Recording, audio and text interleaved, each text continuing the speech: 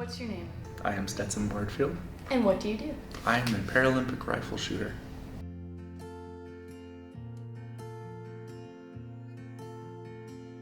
Would you mind giving us a quick explanation of what that is? I am absolutely happy to. So, in the sport of shooting, there are multiple different categories. I shoot the 10-meter air rifle event, which is obviously 10 meters or 33 feet at a target the size of a quarter with zero magnification.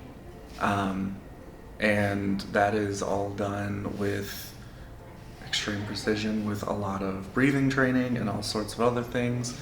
That quarter-sized dot that we are shooting at is the entire target, which means our 0.0 all the way to a perfect shot, which is a 10.9.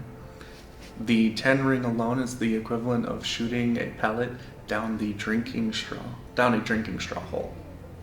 And then a 10.9 is the equivalent of hitting a period on a newspaper with a 12-point font.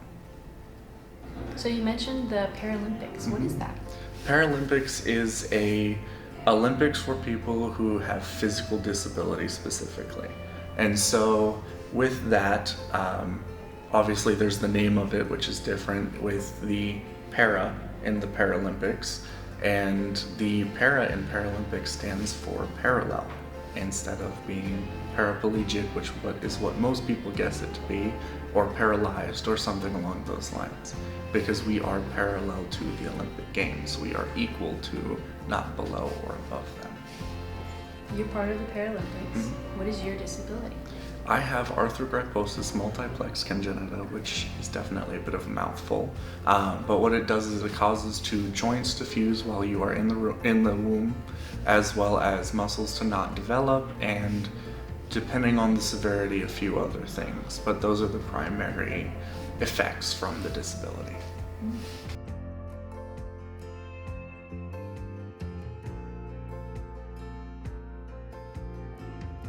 What got you into this?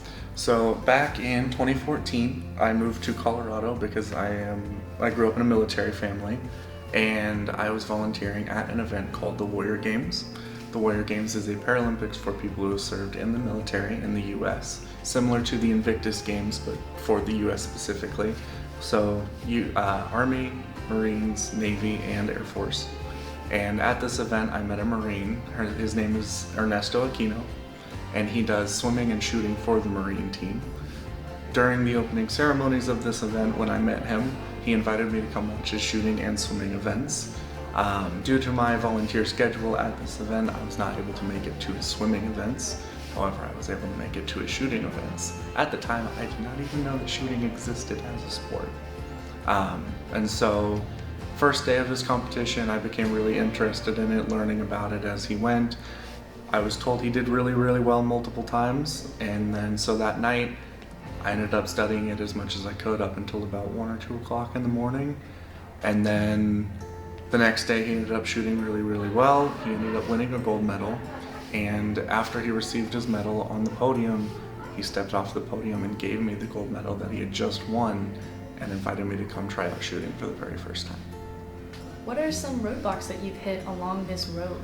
Oh man, there's been a few. A couple of them that I can think of at this moment would be plateaus.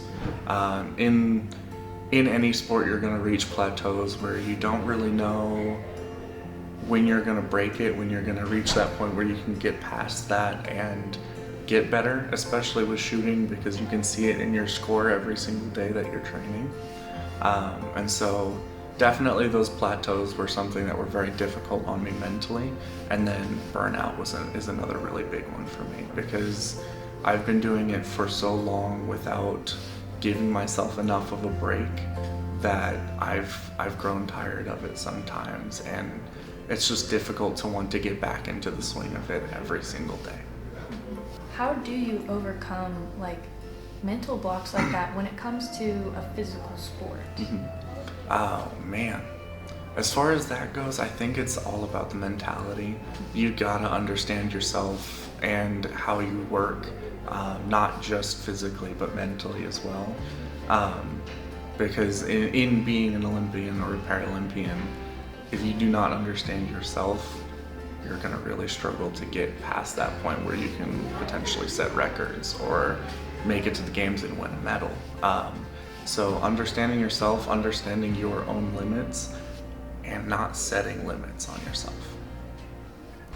So throughout this course that you've had as an athlete, as part of the Paralympics team, who has been your inspiration getting you this far? Right.